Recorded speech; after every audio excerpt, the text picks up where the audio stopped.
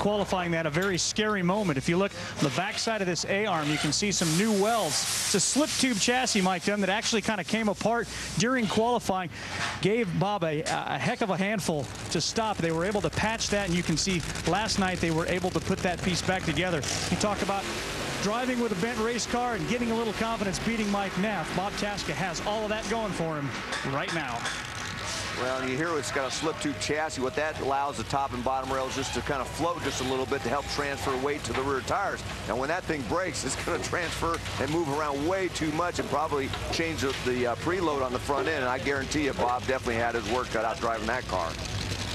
Well, here's third and fourth in the points. Jack Beckman, left side of your screen. That man is currently third.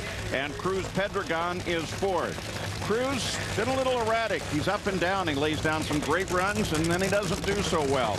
And Jack Beckman, he's sitting in the points battle as well, and Beckman has 2 wins under his belt this year. Well, Cruz has been just trying to figure out that car. Like you said, Paul, he can run some hellacious numbers when everything's right. They had a little bit of trouble backing it down. Early in the season, it seemed like they could back it down, make some good runs. But recently, they've really kind of struggled from that standpoint. Jack Beckman with Ron Tolber's crew chief, they've been kind of struggling here this week. And also, good news is, I mean, you know, bad news is they don't have lane choice, but the good news is we saw some very good runs in that left-hand lane. Doesn't seem to be really any difference in the lanes right now, even though everybody's taking the right. Jack Beckman has clinched into the countdown to the championship, the playoffs. Cruz has not. But if he can win this race, then he clinches into the countdown as well.